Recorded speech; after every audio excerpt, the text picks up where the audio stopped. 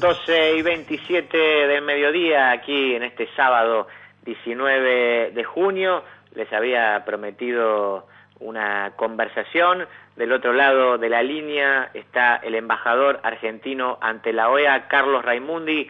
Carlos, buenos días. Dante Palma te saluda. Hola, ¿cómo estás, Dante? Un gusto conversar con vos. Hola, Carlos, sí, para mí también. Hace mucho que no hablábamos y encontré esta excusa para llamarte. Bueno, a propósito de lo que circuló bastante en los medios argentinos, tenía que ver con la posición que tuvo Argentina de abstenerse, de votar el proyecto de resolución en la OEA que condenaba al gobierno de Nicaragua por violación de los derechos humanos. Si bien Argentina expresó preocupación por las detenciones arbitrarias de opositores, se mantuvo, se abstuvo de la votación y se separó de lo que votaron, en este caso, 26 países sobre 34. ¿Cuál fue, Carlos, el fundamento de la postura argentina? Bueno, primero, tener una posición común con México. El comunicado es conjunto de las dos cancillerías, de los dos gobiernos. En segundo lugar, aclarar bien que esta posición no significa una defensa del gobierno de Nicaragua, sino una manera de posicionar a la Argentina precisamente para encontrar caminos de diálogo, de movilidad de las posiciones más cerradas. La Argentina tiene una historia y una posición en el mundo muy clara de preocupación cuando ve alteraciones a los derechos humanos y de condena cuando se confirman violaciones. Cuanto más graves, más fuerte y más contundente la condena. Eso no está en discusión, y no ha estado en discusión en ningún momento en que se pusieran en consideración por parte de organizaciones de derechos humanos estas cosas.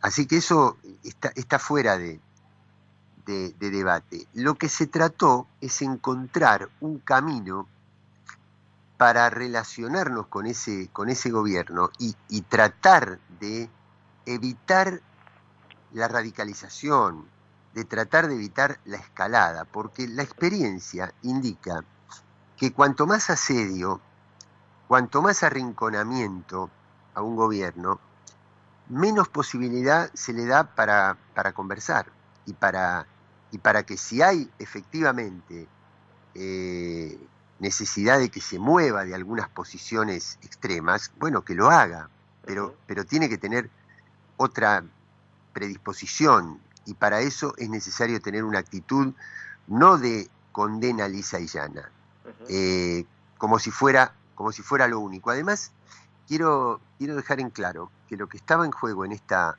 decisión del otro día no era únicamente la condena por las detenciones.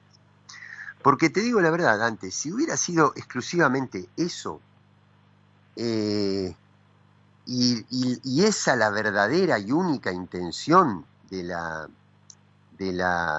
resolución que se votó, yo te diría, sí, quizá hubiéramos tenido otra actitud, porque habríamos visto que la OEA siempre tuvo preocupación por detenciones de los candidatos opositores, por ejemplo con Lula, por ejemplo con Rafael Correa, y sin embargo no la tuvo. Quiere decir que lo que verdaderamente importa es la detención de opositores, o importa que un gobierno se encuadre en determinado alineamiento con políticas neoliberales.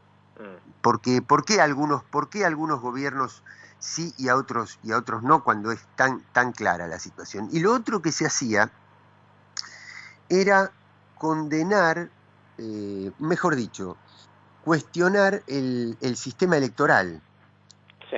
Y la verdad que, vos fijate, aquí en Estados Unidos, por ejemplo, en el año 2016, hubo una elección presidencial donde una candidata sacó 3 millones más de votos que otro, y sin embargo el presidente fue el otro.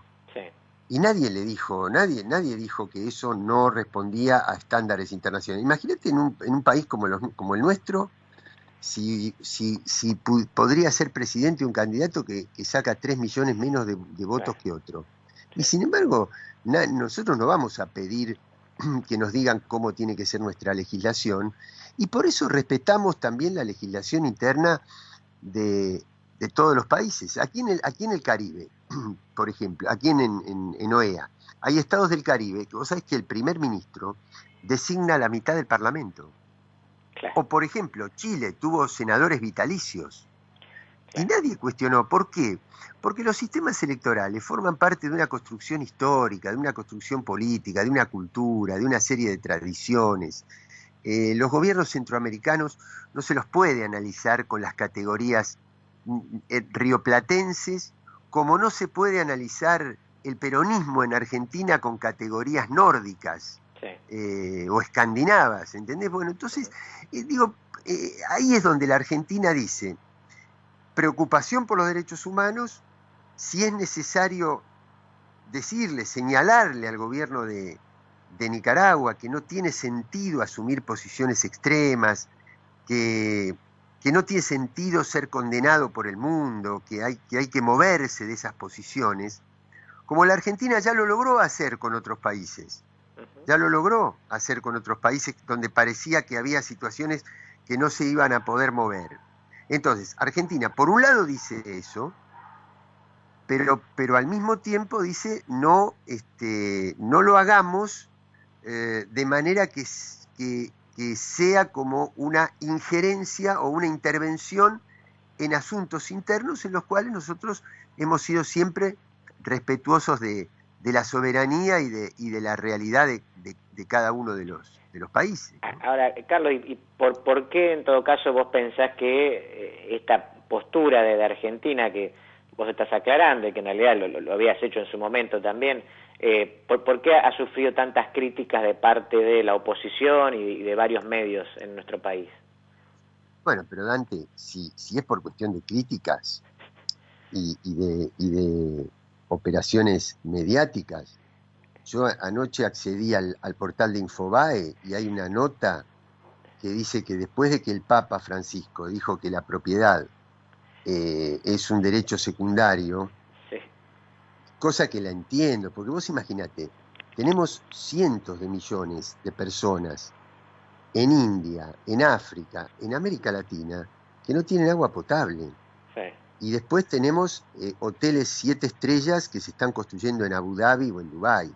Sí. Entonces, la verdad, ese tipo de propiedad, comparado con la otra carencia, sinceramente es secundario. Habría que sacar un poquito de un lado para poder resolver el otro problema. Y sin embargo, la nota de Infobae decía, ahora el gobierno argentino va a abolir la propiedad privada, sí, lo cual es lo mismo que decir va a entrar en el comunismo, sí, porque el Papa dijo que la propiedad privada es un derecho secundario. Entonces, lo que te quiero responder no tiene que ver únicamente con Nicaragua, tiene que ver con cómo se mueve cierta prensa, que es tratar de presionar tanto para que un gobierno no haga lo que cree que verdaderamente tiene que hacer, sino que haga aquello que logre no ser tan castigado por la prensa o por cierta prensa.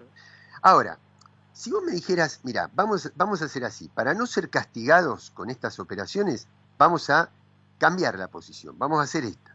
Muy bien. ¿Eso qué significa? Significa que al otro día te vuelven a pegar por otra cosa, y al tercer día por otra, o alguien cree que van a ser amigos, y después te van a pegar por otra, y después, entonces vos decís, pero entonces ¿quién gobierna? ¿Quién toma las decisiones? Sí, y entonces yo ahí es donde me pongo a recordar, en aquella noche del 10 de diciembre de 2019, en Plaza de Mayo, cuando asume el presidente Alberto Fernández, y Cristina, mira, daba vuelta la cara, miraba al pueblo que estaba en la plaza y miraba al presidente, y le dice, gobernemos para el pueblo, sí, no gobernemos pensando en lo que la prensa va a decir de lo que hagamos, ¿no?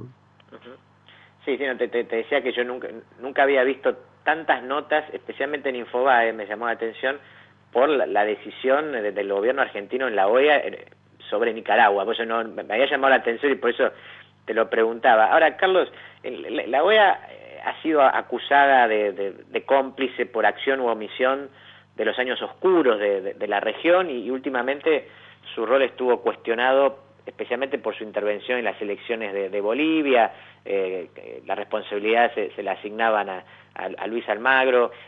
¿Cuál es la función que debería tener para vos la OEA, digamos, como para desembarazarse de aquel pasado y de este presente? ¿Qué tipo de transformaciones debería sufrir el organismo para adecuarse a un nuevo rol, por lo menos en la región? Bueno, primero, un brevísimo comentario sobre tu primer señalamiento sobre por qué tantas notas, ¿no? Sí. Sobre un tema que no era central cuando uno ve lo que está pasando con los precios o lo que está pasando con el virus. Sí, sí. Bueno, porque no podemos ser tan inocentes de ignorar que lo que está detrás de muchas acciones es el golpe blando, es el de operar sobre la cultura, sobre la información, sobre el sentido común de la sociedad civil para generar mecanismos de desestabilización. Y yo creo que parte de las cosas que suceden en algunos países americanos, en este caso es Nicaragua, pero puede ser otro, es tratar de poner reparos en su legislación cuando hay financiamiento externo a grupos que tienen por objetivo la desestabilización. Esta es la opinión que emite el gobierno de Nicaragua, ni siquiera estoy diciendo que es nuestra opinión, digo, sí, tienen derecho a legislar en función de estas cosas que también suceden y que pagan medios, pagan periodistas, pagan dirigentes, etcétera, y entonces los países tratan de defenderse de eso. Por eso tantas notas de un medio que responde obviamente a determinados intereses. El segundo punto, OEA.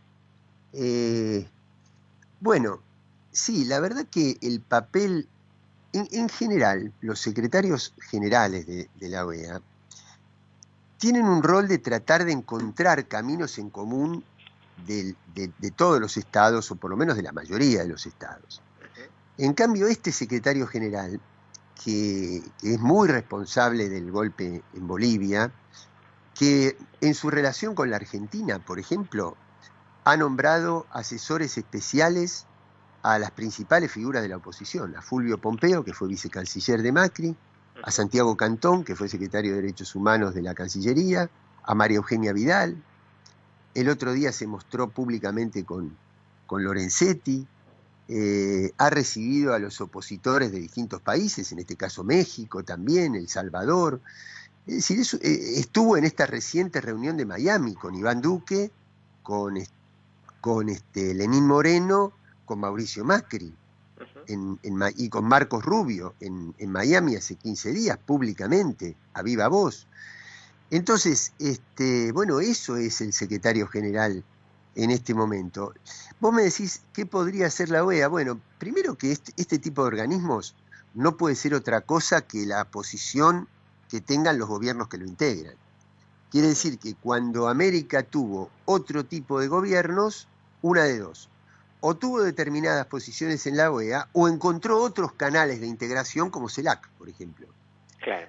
Porque la OEA es una organización donde, por un lado, es cierto que cada estado tiene un voto, pero por el otro lado también es cierto que de los 34 estados hay uno que ostenta el 85% del PBI. Y eso torna una especie de asimetría estructural. Entonces, un tipo de integración más equilibrada, con países que tienen intereses más comunes, porque no son iguales los intereses estructurales de los Estados Unidos o de Canadá que los de Paraguay o los de Guatemala. Entonces, bueno, la OEA tiene esas dificultades. Al mismo tiempo se trabaja por debajo, en las cosas que son menos visibles, políticas de género, derechos laborales, pluriculturalidad. Se trabaja mucho y Argentina tiene mucho que aportar en esas áreas, y eso es lo que vale la pena. Por ejemplo, el otro día se hizo toda una convención multilateral sobre el delito de trata, por ejemplo. Sí. Eso es bueno, para eso vale la pena la OEA.